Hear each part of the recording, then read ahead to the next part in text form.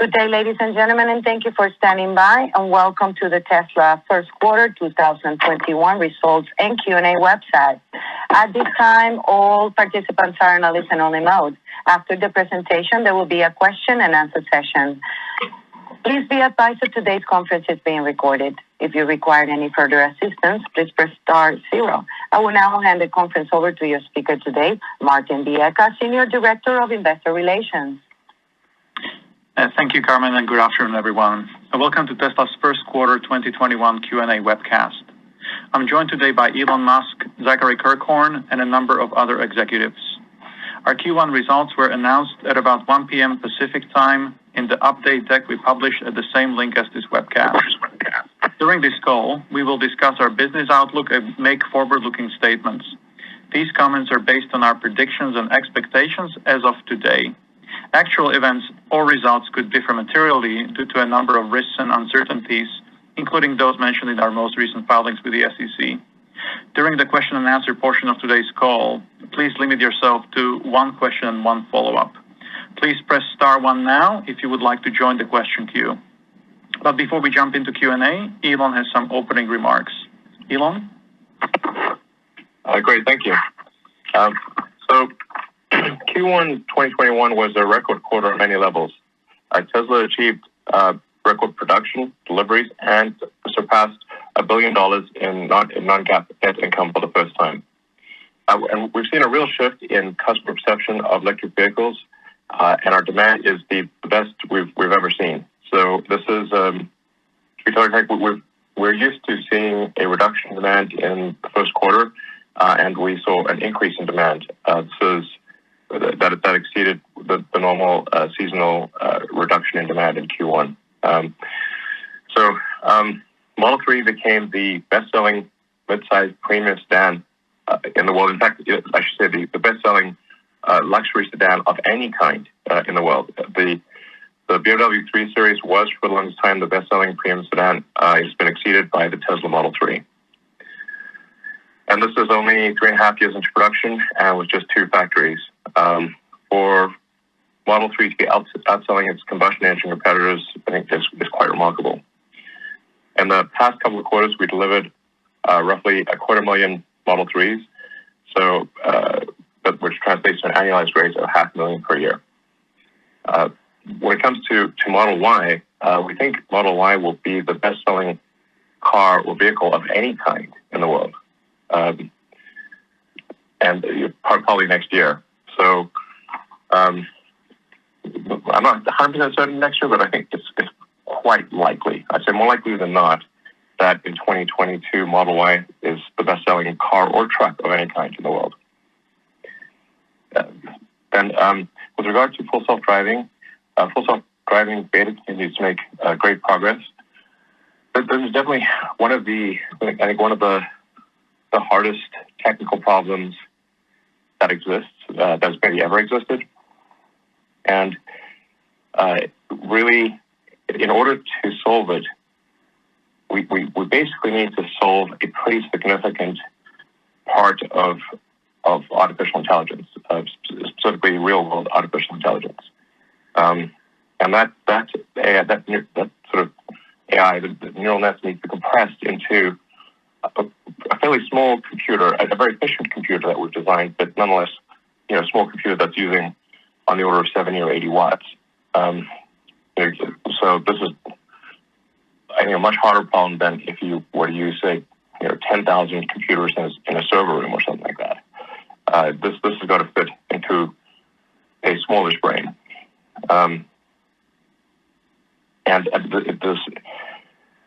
I think with the elimination of radar, we're finally getting rid of one of the last crutches. Radar was really, it was making up for some of the shortfalls of vision, but this is not good. You actually just need vision to work. And when vision works, it works better than the best human. Because it's like having 8 cameras. It's like having eyes in the back of your head, the sides of your head, and 3 eyes at different focal distances looking forward. This is, and processing it at a speed that is superhuman. There's no question in my mind that with a pure vision solution, we can make a car that is dramatically safer than the average person. So, but it is a hard problem because we are actually solving something quite fundamental about artificial intelligence. We basically have to solve real-world vision AI, and we are. So, and key to solving this is also having just a massive data set. So, just having well over 1 million cars on the road that are collecting data from very sort of corner case rare situations. Sort of like so many weird things in the world, like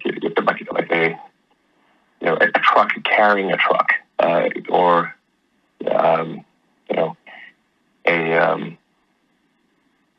car with one example is a car is an actual example, a car with a kayak on the roof, where the kayak has a little weight dangling from the front of the kayak in front of the car, and yet the car must ignore this and just look at the road. So it's really quite tricky, but I am highly confident that we will get this done. So yes, this quarter, and I think we'll continue to see that a little bit in Q2 and Q3. So Q1 had some of the most difficult supply chain challenges that we've ever experienced in the life of Tesla. Insane difficulties with supply chain, with parts over the whole range of parts. Obviously, people have heard about the chip shortage. This is a huge problem. But then, in addition to that, for example, we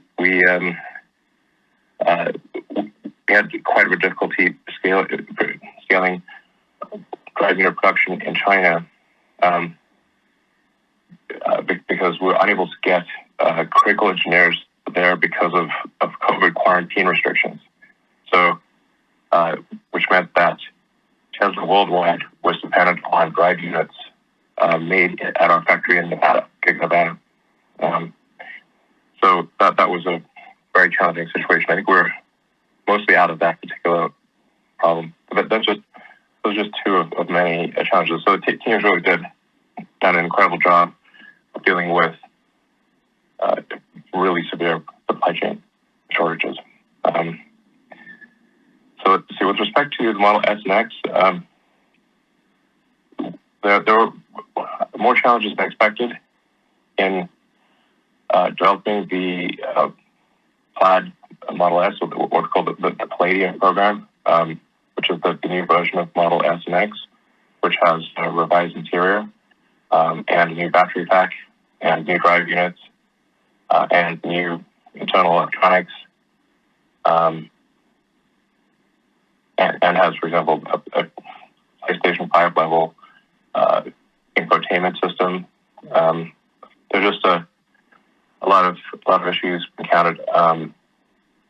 Ensuring that the new battery was super safe was quite hard because we're packing more energy in a smaller space. So it took quite a bit of development to ensure that the battery of the new SX is safe. And then we're trying to get all the details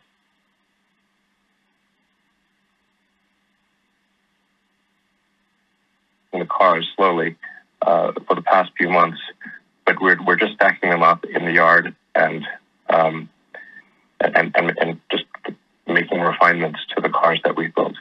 But we do expect to ramp Model S production and start delivering them probably next month. And then to be in sort of fairly high volume production for the S in Q3, and to start delivering Model X in Q3 as well. So I think as we ramp up, I think probably the demand for the new SX will be quite high. So we should really just going to be a question of ramping supply chain and internal production processes. So probably we're going to aim to produce over 2,000 SX per week. Perhaps, if we get lucky, upwards of 2,400 or 2,500. This again is contingent on global supply chain issues, which are just a lot of factors outside of our control here. But I do think these things will get sold, so it's just a matter of time. And then we'll be doing well over 2,000 SX per week. And it's a great car. It actually costs us less to produce, a little bit less to produce, but it is a superior product. So in conclusion, there's a lot to be excited about in 2021 and 2022. We're building factories as quickly as we can. Both Texas and Berlin are progressing well. We expect to have initial limited production from those factories this year and volume production from Texas and Berlin next year. At the same time, we're continuing to ramp production of Model Y in Fremont and Shanghai. In the background, we're continuing development work on the Semi, Cybertruck, the Roadster, and other products. Thanks to everyone at Tesla who made this year a huge success. Now on to questions. Thank you very much. We have some remarks from Zachary Kirkhorn as well. Okay. Yeah, thanks, Martin. Thanks, Elon. So congratulations to the Tesla team on breaking multiple records in the first quarter of 21, as Elon had mentioned, which is typically the most difficult of the year for many reasons. To summarize the quarter, I think it's best understood by three key items. First, we successfully launched and began the ramp of Model Y in Shanghai, achieving positive gross margin in the first quarter of production and receiving a great reception from the market. Second, as Elon mentioned, although we began the production process for the Model S during the quarter, we had not yet begun customer deliveries. The reduction in Model S and X deliveries from Q4 to Q1 were a meaningful headwind to free cash flows and profit generation. For example, we incurred an estimated $200 million of direct P&L impact relating to this program in Q1, the majority of which is reflected in COGS, and that's before even considering the impact of lost revenue and profits as a result of the transition. And as Elon mentioned, we expect the first deliveries to begin shortly. Third, as we continue to work through the instability of the global supply chain, particularly around semiconductors and port capacities, while the Tesla team, in partnership with our suppliers, did tremendous work keeping our factories running, we did experience high expedite costs in the quarter, and they were also higher than they were in Q4, with some minor interruptions to production over the course of the quarter. But we believe that this landscape is improving, but it does remain difficult, and it's an evolving situation. If we double-click within net income, auto gross margin, excluding credits, improved sequentially and year over year. This is in spite of the cost mentions for S and X and expedites and a reduction in global ASPs, as our cost structure as a company is reducing at an even faster pace. So as we look out over the course of the year, we feel optimistic about our gross margin strength, particularly as some of these headwinds we're experiencing start to be resolved. On services and other margins, these have recovered and are trending towards profitability, aided by strength in the used car business, operational improvements in service, and additional service revenue opportunities that help absorb fixed overheads. On energy gross margins, these remained negative for a second quarter. This is driven by solar roof-related ramp costs and winter seasonality in the lease PPA business. We continue to manage through a multi-quarter backlog on Powerwall. We're working as fast as we can to increase production, and this will aid in profitability of this business as those volumes increase. On operating expenses, these increased for Q1, which is driven by our investments in technology and growth. In particular for R&D, this includes the structural battery pack and 4680 cells, investments in the new S and X, and our neural net and silicon investments. On the SG&A side, we're setting up infrastructure and support for both China and EMEA in anticipation of volume to come there. And as I've said before, our plans show that we remain on track for sustained industry-leading operating margins. Double-clicking on cash flows, we continue to generate positive free cash flows, and this was despite the significant working capital headwinds from SNX. Additionally, we are making progress reducing various forms of debt. We also invested $1.5 billion in Bitcoin during the quarter, then trimmed our position by 10%, which contributed to a small gain in our Q1 financials. Taking a step back, we've generated $8 billion in operating cash flows and $4 billion in free cash flows over the past 4 quarters. As we look forward, our plans remain unchanged for long-term growth of 50% annually, and we believe we're on track to exceed that this year as we guided to last quarter. Global demand remains meaningfully higher than production levels, and so we're driving as fast as we can to increase our production rates. As we think about Q2 and Q3, these quarters should largely be driven by execution on SNX, as we've discussed, continued ramp of Model Y in Shanghai, and the associated cost reductions of these programs. And we expect profitability and cash generation to evolve over the course of the year in line with those improvements. And then as we get towards the end of the year, our story will pivot towards the launch and ramp of our newest factories in Austin and Berlin. So there's certainly no shortage of exciting things for us to work on and look forward to. Thank you, and we'll open it up for questions. Thank you very much. And we'll first take retail questions from Say website. The first question is, how is Dojo coming along? Could Dojo unlock an AWS-like business line for Tesla over the next few years?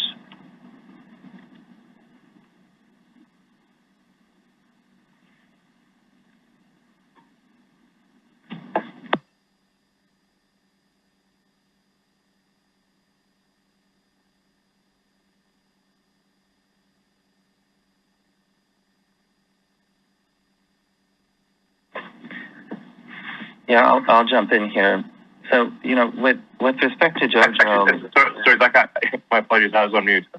Oh, go ahead, Elon. I was just basically saying that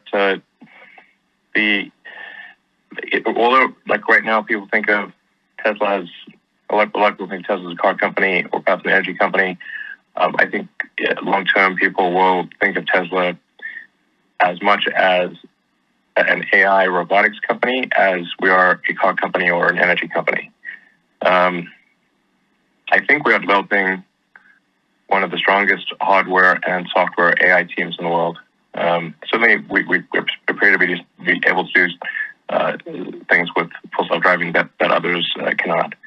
So, and if you look at the evolution of what technologies we developed them in order to solve the problem of self-driving. So we couldn't find a powerful enough neural net inference computer, so we designed and built our own. The software out there was really quite primitive for this task, and so we built a team from scratch and have been developing what we think is probably the most advanced real-world AI in the world.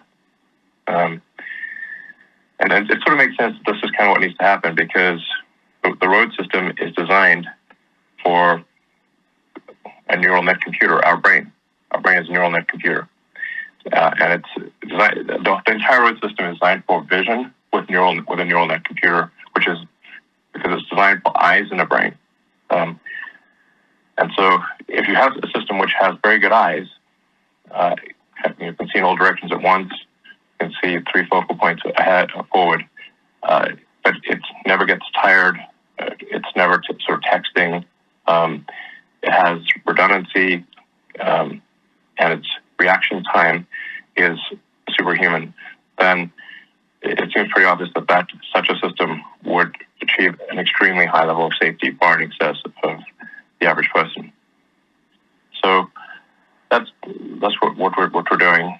Then Dojo is kind of the training part of that. So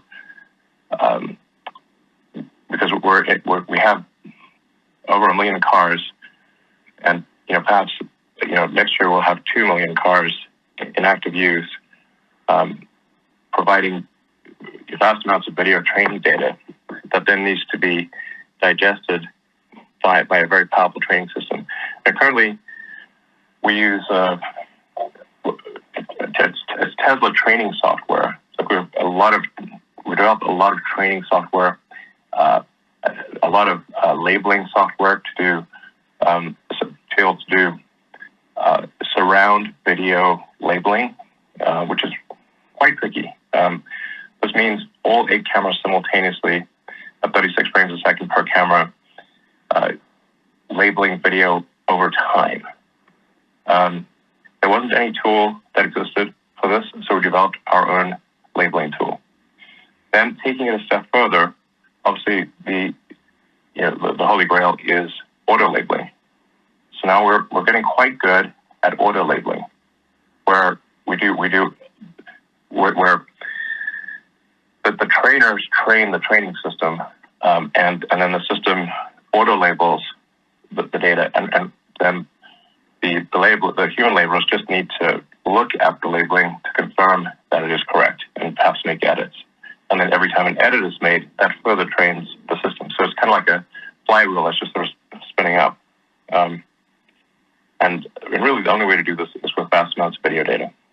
So then we need to train this efficiently. So Dojo is really it is a supercomputer optimized for neural net training.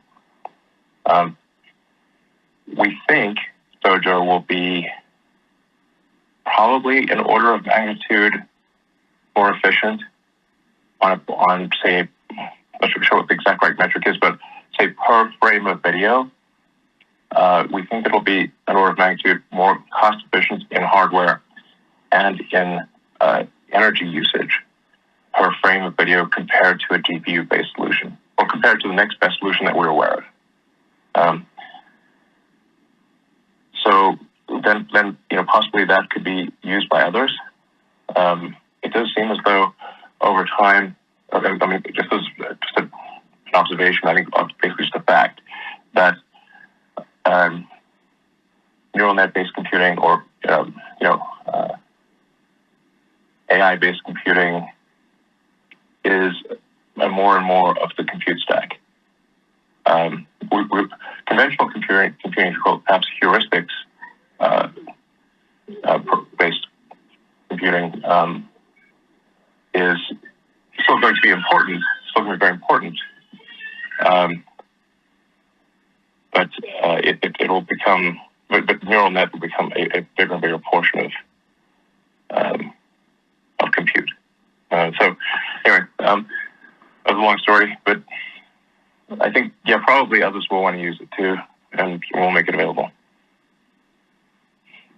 Thank you very much. Let's go to the second question from retail investors. The recent price changes on Solar Roof have been discouraging for customers and investors. Could Tesla share more about Solar Roof challenges and if the outlook has changed at all, i.e. 1,000 roofs per week? Yeah, first of all, I should say that the demand for the Solar Roof remains strong. So despite raising the price, the demand is still significantly in excess of our ability to meet the demand to install the Solar Roofs. So production is going fine, but we are choked at the installation point. We did find that we basically made some significant mistakes in assessing the difficulty of certain roofs, but the complexity of roofs varies dramatically. Some roofs can be literally 2 or 3 times easier than other roofs. So you just can't have a one-size-fits-all situation. If a roof has a lot of protuberances, or if the roof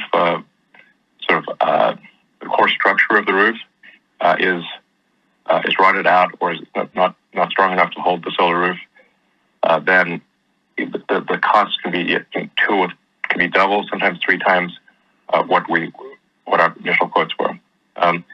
So in those cases, what we've obviously opted to do is to refund customers their deposit, but what we cannot do is go and just lose a massive amount of money. We just got to provide a refund of the deposit. but perhaps what is I think most important about the solar situation, which I tweeted about this past week, is that we're shifting the whole sort of solar situation, so the solar Powerwall, basically solar plus battery situation, to there's only one product, basically, or there's only one configuration. Every house, we will not sell a house solar without a Powerwall. That solar could either be solar retrofit, with conventional panels put on a roof, or it can be the Tesla solar glass roof. But in all cases, it will have the Powerwall 2. Technically, it's actually Powerwall 2 Plus, if you will. The Plus refers to a higher peak power capability. Basically, all Powerwalls made since roughly November of last year have a lot more peak power capability than the specification on the website. They have about twice the power capability, roughly. It depends on how you count power, but about twice the peak power, and about arguably twice the steady state power of the specification on the website. The energy is the same, but the power is roughly double. All installations will have the Powerwall, and the difficulty of the installation will dramatically increase, or the difficulty of the installation will be much less. It'll be much easier because the power from the solar glass roof, or the solar panels will only ever go directly into the Powerwall, and the Powerwall will only ever go between the utility mains, or between the utility and the main power panel of the house, which means you never need to touch the main circuit breakers of the house. You never need to touch the house circuit breakers. Effectively, almost every house therefore looks the same electrically, instead of being a unique work of art and requiring exceptional ability to rewire the main panel. So this is extremely important for scalability. It's the only way to do it, really. And this also means that every solar Powerwall installation, that the house or apartment, whatever the case may be, will be its own utility. And so even if all the lights go out in the neighborhood, you will still have power. So that gives people energy security. And we can also, in working with the utilities, use the Powerwalls to stabilize the overall grid. So let's say that there's like there was in Texas, there was a peak power demand, and that peak power demand, because the grid lacked the ability to buffer the power, they had to shut down power. There's no power storage, no good form of power storage. However, with a whole bunch of Powerwalls at houses, we can actually buffer the power. So if the grid needs more power, we can actually then, with the consent, obviously, of the homeowner and in partnership with the utility, we can then actually release power onto the grid to take care of peak power demands. So effectively, the Powerwalls can operate as a giant distributed utility. This is profound. I'm not sure how many people will actually understand this, but this is extremely profound and necessary, because we are headed towards a world where, as we were just talking about earlier, where people are moving towards electric vehicles. This will mean that the power needs at homes and businesses will increase significantly. There will need to be a bunch more electricity coming somewhere. In fact, if you go to full renewable electricity, we need about 3 times as much electricity as we currently have.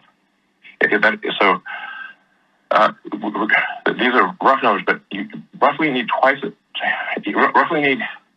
much electricity if all transport goes electric, and then you need 3 times as much electricity if all heating goes electric. So basically, this is a prosperous future, I think, both for Tesla and for the utilities. Because, and in fact, I think this will be very, if this is not done, the utilities will fail to serve their customers. They won't be able to do it. They won't be able to react fast enough. And we're going to see more and more of what we see in California and Texas of people seeing brownouts and blackouts and the utilities not being able to respond because there's a massive change going on with the transition to electric transport, and we're seeing more extreme weather events. This is a recipe for disaster. So it is very important to have solar and batteries at the local level at the house. In addition, it is important to have large battery storage at the utility level, so that solar and wind, which are the main forms of renewable electricity, that electricity can be stored, because sometimes the wind doesn't blow, sometimes it blows a lot. Sometimes it blows too much, and sometimes it doesn't blow enough. But if you have a battery, you can store the energy and provide the energy to the grid as needed. The same goes for solar, because obviously the sun does not shine at night, and sometimes it is very cloudy. And so by having battery storage paired with solar and wind, this is the long-term solution to a sustainable energy future. And as I said, this really needs to occur both at the local level and at the utility level. If it doesn't occur at the local level, what will actually be required is a massive increase in power lines, in power plants.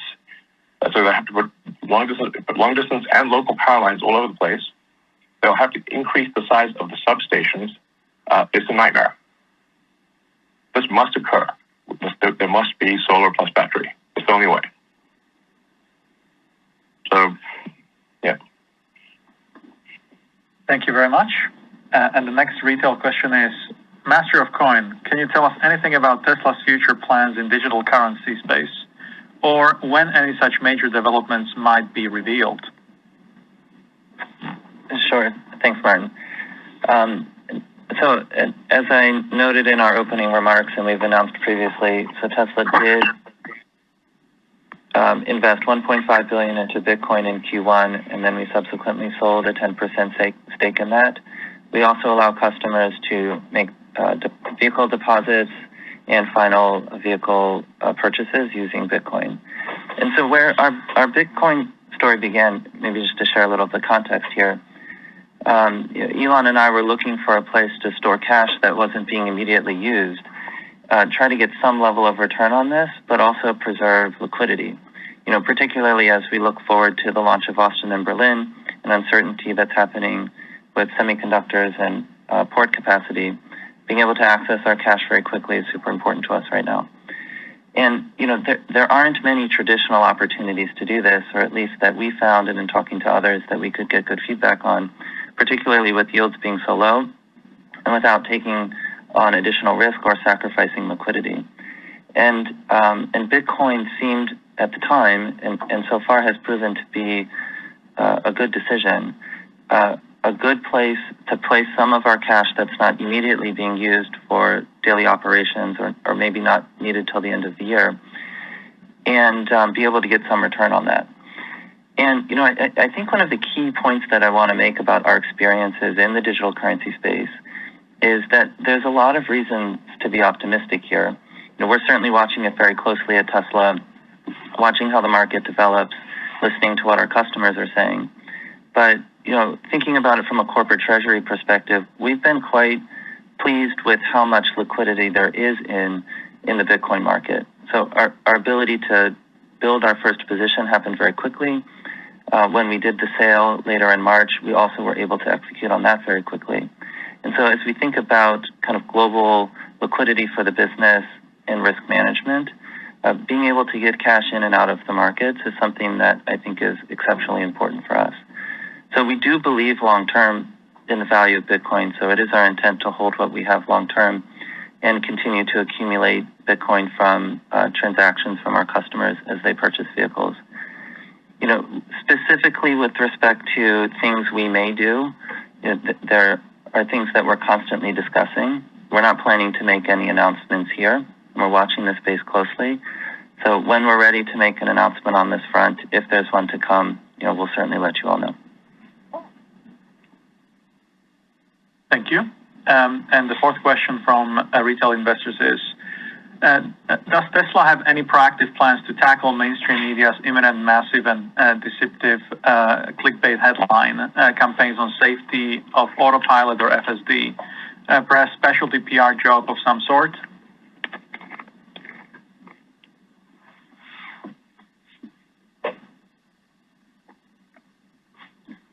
I'll take this one, guys. From the safety side, I continue to say Elon, that safety is a driving point and all. Go ahead, Elon. I think please go ahead. I think it's much worth just going through the facts of the specifically there was an article regarding a tragedy where there was a high-speed accident in Tesla that and there was really just extremely deceptive media practices where it was claimed to be autopilot, but this is completely false. And those journalists should be ashamed of themselves. Please go ahead, Lars. Yeah, thanks, Elon. So I was just saying we're committed to safety in all our designs, and that's number one in what we do here. Regarding the crash in Houston specifically, we work directly with the local authorities, NTSB and NHTSA, wherever applicable, and whenever they reach out to us for help, directly on the engineering level and whatever else we can support. In that vein, we did a study with them over the past week to understand what happened in that particular crash, and what we've learned from that effort was that autosteer did not and could not engage on the road condition that as it was designed. Our adaptive cruise control only engaged when a driver was buckled and above 5 miles per hour, and it only accelerated to 30 miles per hour over the distance before the car crashed. As well, adaptive cruise control disengaged the car slowly to complete to a stop when the driver's seatbelt was unbuckled. Through further investigation of the vehicle and accident remains, we inspected the car with NTSB and NHTSA and the local police, and we were able to find that the steering wheel was indeed deformed, so leading to the likelihood that someone was in the driver's seat at the time of the crash, and all seatbelts post-crash were found to be unbuckled. We were unable to recover the data from the SD card at the time of impact, but the local authorities are working on doing that, and we await their report. As I said, we continue to hold safety in a high regard and look to improve our products in the future through this kind of data and other information from the field.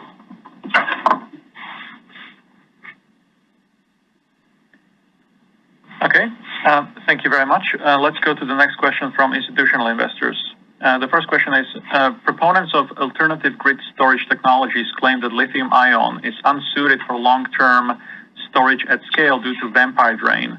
Could 4680 cells address this limitation? Is the limitation even relevant for charging the energy equation?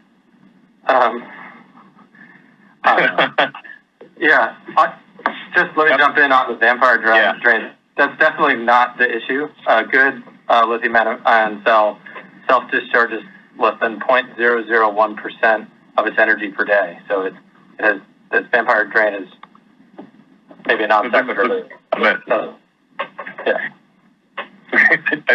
As mythical as vampires. Yeah.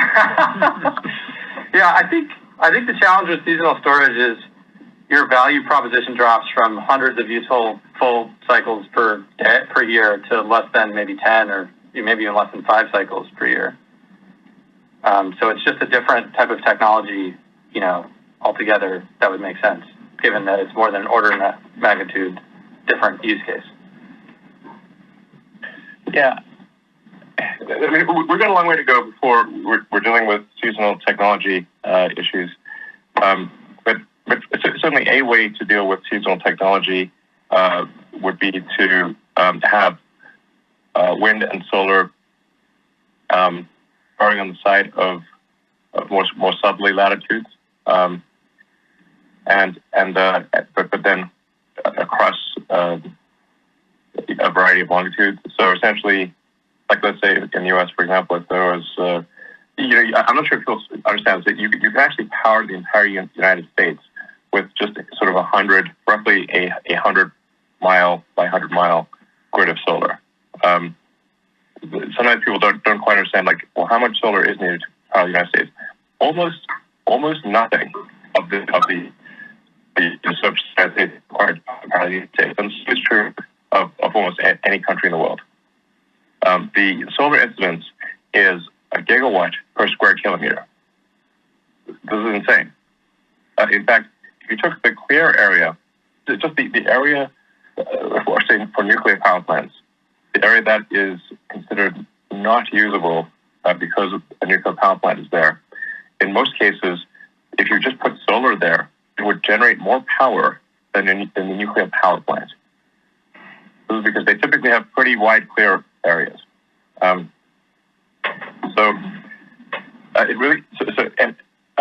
If you have, say, 25% efficient solar panels, and then those are 80% efficient in how they're laid out, you're going to do about 200 megawatts per square kilometer.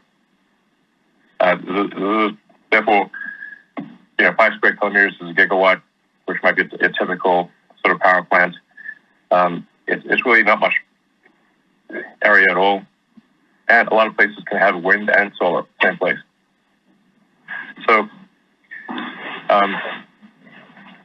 anyway, it's entirely possible to power all of Earth with a small percentage of Earth's area. And then to transmit that power through high voltage DC lines, no new technology, no. You don't need room temperature superconductors. This is also another myth. Room temperature superconductors, almost irrelevant in my opinion. Almost irrelevant. Low cost, long distance power lines using copper or aluminum, that's very important. So heating is I squared R. So that's current squared times resistance. So as you increase voltage, you can drop the current dramatically and drop the heating dramatically to the point where it is of minor relevance. Like maybe you lose 5 to 7% with a high voltage DC power line, something like that. So I want to be clear, no physics is necessary, no new materials is necessary.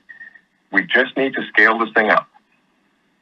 We have the technologies exist today to solve renewable energy. And sometimes people say, well, why don't we do it? That's because the energy basis of the Earth is gigantic, super mega, insanely gigantic.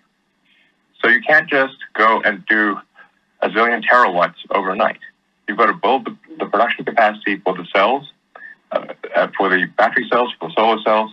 You've got to put that into vehicles. You've got to put that into stationary storage packs. You've got to put that into solar panels and solar glass roofs, and you've got to deploy all this stuff. But it is certainly the case that we can accelerate this, and we should try to accelerate it.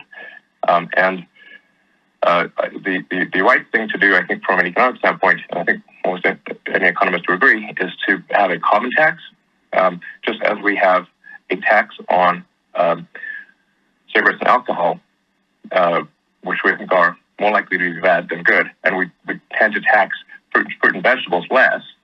Well, the same should be true. We should tax energy that we think is probably bad, and support energy we think is probably good, just like cigarettes and alcohol versus fruits and vegetables. It's just common sense. But I guess on the plus side, I'm not suggesting anyone be complacent, but sustainable energy, renewable energy will be solved. It is being solved, but it matters how fast we solve it. And if we solve it faster, that's better for the world. Thank you very much. There's no question in my mind whatsoever that the energy storage problem can be solved with lithium-ion batteries. Zero. I want to be clear. Zero. I think the bias will tend to be towards iron-based lithium-ion cells. When people say lithium-ion, people think lithium must be a big constituent of the cells. It's more like 1 to 2% of the cell is lithium. The main part of the cell is the cathode. The main mass and cost in the cell is the cathode. For high energy cells, like for example, what we use in most Teslas have nickel-based lithium-ion cells, which have higher energy density, longer range than iron-based cells. However, stationary storage, the energy density is not as important because it's just sitting on the ground. And so I think the vast majority of stationary storage will be iron-based lithium-ion cells with an iron phosphate cathode, technically. But I think the phosphate part is unnecessary. It's really just iron or nickel. Unnecessary in the terminology. Just think of it as iron and nickel. And there's an insane amount of iron in the world. More iron than we could possibly use. And there's also more lithium than we could possibly use. Basically, there is no shortage of anything whatsoever in iron phosphate lithium-ion cells. Thank you very much. Let's go to the next question from institutional investors, which is, you've suggested that between a 5x to 10x improvement is achievable in the automotive production versus the first Model 3 line on the first principles physics analysis. Where does Berlin sit? Where does Berlin sit relative to that limit? Oh, I think we're still quite far away from it. I mean, the thing to bear in mind with production is, for those who've never done production, they just don't understand how insanely hard production is. I want to really be very, very emphatic here. Prototypes are trivial. They're child's play. Production is hard. It is very hard. Now you say production at large scale with high reliability and low cost, insanely difficult. But what Tesla achieved on the automotive side was not to create an electric car. The truly profound thing on the car side is that Tesla was the first American car company to achieve volume production of a car in 100 years and not go bankrupt. So this basically, myself and many others at Tesla had to basically have several aneurysms to get this done. It was so hard. You have no idea. So anyway, and the thing about making a large, complex manufactured object is, let's say you have first order approximation, 10,000 unique items. If even one of those items is slow, that sets your rate. Just one. Doesn't matter how, so trivial. We've had production stop because of carpet in the trunk. We had production stop because of a USB cable. At one point for the Model S, we literally raided every electronics store in the Bay Area. For a few days there, nobody could buy a USB cable in the Bay Area because we went and bought them all to put them in the car. Literally. And there's like hundreds of stories like that. So anyway, that's solving those constraints and a logistics problem that makes World War II look trivial. I'm not kidding. Like, the scale is insane. We're talking millions of cars, massive global supply chain, 50 countries, dozens of regulatory regimes. It's insane. So, yeah. Thank you. And the last question from institutional investor is, Master Plan Part 2 talks about an urban transport vehicle that is smaller than traditional bus with greater aerial density achieved by removing the central aisle. Do you have any updates to share on this goal? Not at this time. Okay, thank you very much. So let's move to analyst Q&A. Thank you. First question is from Pierre Ferragu with New Street Research. Your line is open. Hi, guys. Thanks a lot for taking my question.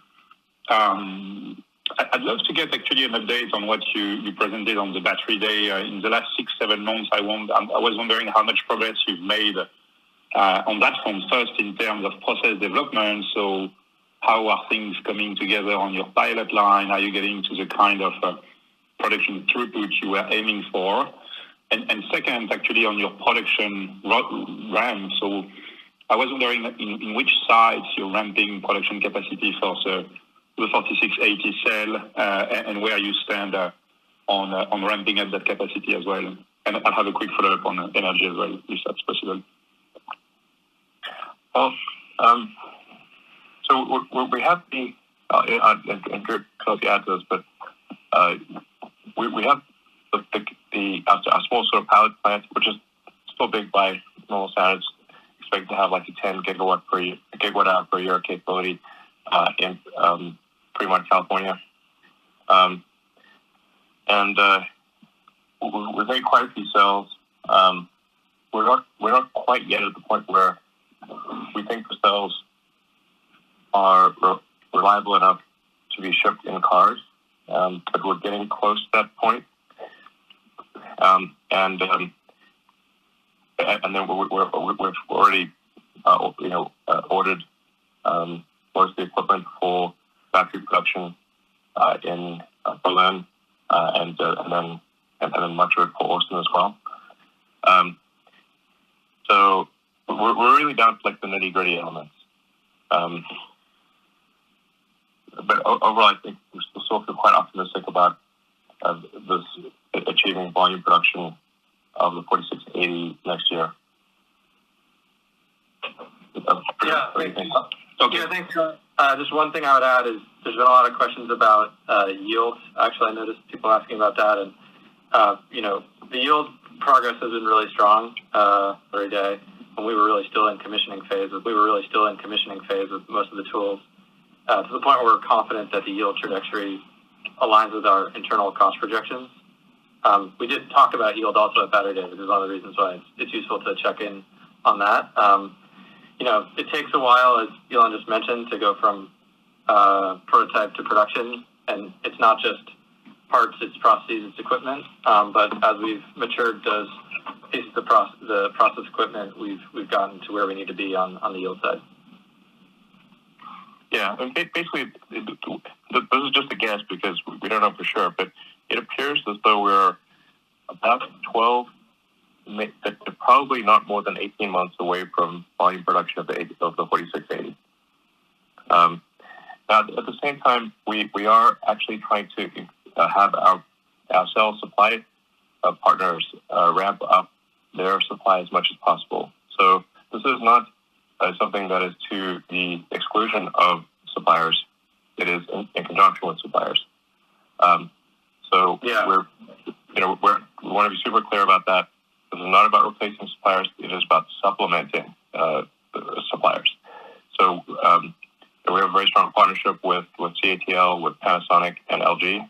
And our request to our strategic partners for cell supply is please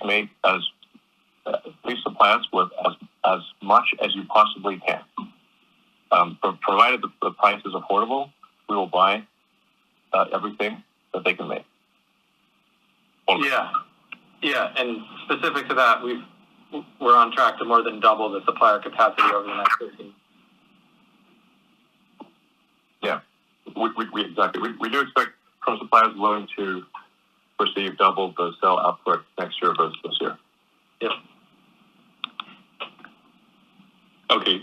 And I had a quick follow-up on maybe Zach for you on your energy business. So I understand like the negative gross margin with solar roof ramp, but I was wondering, what do gross margin look like there when you look at the storage business, and what's your ambition in terms of gross margin in that business, as I guess it's going to grow in the mix in coming years. So it's important for long-term modeling. Yeah, we're seeing a lot of. We're aiming for comparable margins in storage as in vehicle, but it is important to bear in mind that vehicle is more mature than storage. So we already are at good margins with the Powerwall, but some additional work is needed for the Megapack to achieve good margins. Yeah, good, Drew. What do you think? Thank you. Yeah, sorry, just jumping in, Elon. Absolutely agree. Yeah, Powerwall is mature. We've been producing Powerwall 2 for 3 years now, and we're at good margins there. But Megapack has more room to go to achieve our targets. So we have a clear runway for improving the cost per the megawatt hour of the Megapack. Absolutely, yes, we do. Thank you. Let's go to the next question, please. From Rod Lackey with Wolfe Research, please go ahead. Hi, everybody. I was hoping maybe just first you could talk a little bit about how you're thinking about the rollout of version 9 of FSD and the transition to the subscription model. It sounds like some of this is about to roll out next month. I'm not sure if that's the subscription model, but maybe you could just spend a little time talking about how impactful you expect that to be.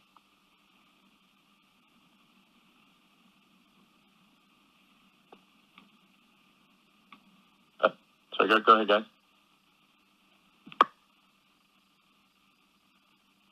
Yeah, we're working on getting FSD subscription out. There's a couple of internal technical dependencies, but from a business model perspective, that's aligned, and we're hoping to roll that out soon. The key thing that I say here, there's a lot of potential for recurring revenue based on an FSD subscription. If you look at the size of our fleet and you look at the number of customers who did not purchase FSD up front or on a lease and maybe want to experiment with FSD, this is a great option for them. One of the things we'll need to keep an eye on is a potential transition from cash purchases of FSD subscription over to, or cash purchases of FSD who may move over to FSD subscription. And so there could be a period of time in which cash reduces in the near term, and then as the portfolio of subscription customers builds up, then that becomes a pretty strong business for us over time. But we're hoping to get this launched pretty soon and see what the response is to it. Okay, great. And was hoping, Zach, maybe you could just talk a little bit about OpEx. There was a noticeable increase, even excluding SBC. Obviously, a lot going on this quarter, but can you maybe just talk a little bit about how we should be thinking about that going forward? Sure. On the R&D side, what we're seeing, as I mentioned in my opening remarks, is kind of a convergence of a series of programs that are happening. And our R&D OpEx spend kind of correlates to where we are in the product lifecycle on different programs. And so we're kind of at the tail end of investments in what we call internally Palladium, which is the new Model S and Model X. And so we expect that to decrease over time, but it was high in Q1 for a lot of the reasons that Elon had mentioned. We're also getting very heavy into 4680 development that Drew and team are working on, and the associated structural battery pack that goes along with that. And so these are new technologies, not only new to Tesla, but new to the industry. And so we're investing heavily there on an R&D side to work out those kinks. And, spend along in those areas, should continue over time as we continue to work through the development cycle of those. And then I also mentioned, Elon talked a bit about, Dojo and the potential there. So from neural net investments and custom silicon investments, these continue to be areas that we spend on and make investments in. On the SG&A side, the business is pivoting very quickly to be global. And China is ramping quite quickly. And we're trying to make sure that we are staying ahead of the volume. so that we have the right sales capacity, store capacity there, local investments in IT and others to manage the growth, such that as the growth comes, the execution challenges are smaller than maybe in similar periods of growth that we've seen in the past. And so we're making investments there ahead of the growth. And overall, as we look at OPEX as a percentage of revenue over the course of the year, we do expect to see a substantial drop from 2020 to 2021 as the volumes in the latter part of the year pick up. Thank you. Let's go to the next question, please. Thank you. From Dan Levy with Credit Suisse, your line is open. Hi, good evening. Thanks. Two questions. One is on COGS. I think we've gotten from Battery Day a pretty good feel about the potential for COGS reduction related to powertrain, but I'd like to get a sense of the path to reducing COGS ex powertrain. Is you'd still need a meaningful reduction on that front to make the math work on a $25,000 vehicle. So what levers do you have to reducing your cost ex powertrain? Is it just more scale, better supplier pricing, or is it just based on ongoing cost reductions?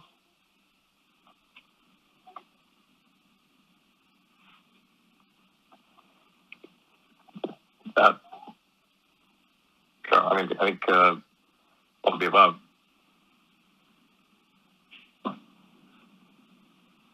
Yeah, I mean, on the vehicle side, there's plenty of opportunity as well. Obviously, building a car like a Model S is quite complex and has various moving parts. Model 3 and Model Y were steps of improvement in that. But when you look at some of the other advancements that we're including in the Model Y factories into Austin and Berlin, we've reduced the body part count by as much as 60%, and the part costs money. So we continue to find optimizations there, as well as we get economies of scale when we start to talk about the volumes we're considering worldwide with 4 factories building the same vehicle. So both of those things on the vehicle side will improve our COGS as well, and the powertrain continues to be integrated into that. Great. And then just related, as we see Berlin and Austin ramp, I'd like to just get a sense on the comparison of Fremont versus the new capacity. Obviously, Fremont non-optimized because you bought, the old NUMMI facility. You had to retrofit that to your needs. So maybe you can give us a sense of how your new capacity is going to differ versus Fremont. What are the areas that you have efficiencies that you previously didn't have? Maybe, how much does that add up to improved COGS over time to help you achieve that $25,000 vehicle?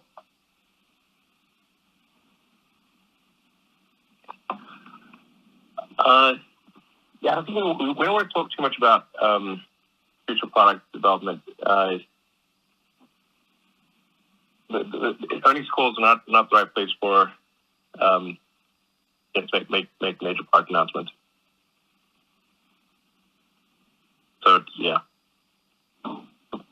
we'll get there, but we'll talk about it later. Oh, all right. Thank you very much. Unfortunately, this is all the time we have for today. Thank you very much for dialing in and for listening, and we'll speak to you again in about 3 months. Thank you. Thanks, everyone. This concludes today's conference call. Thank you for participating. You may now disconnect.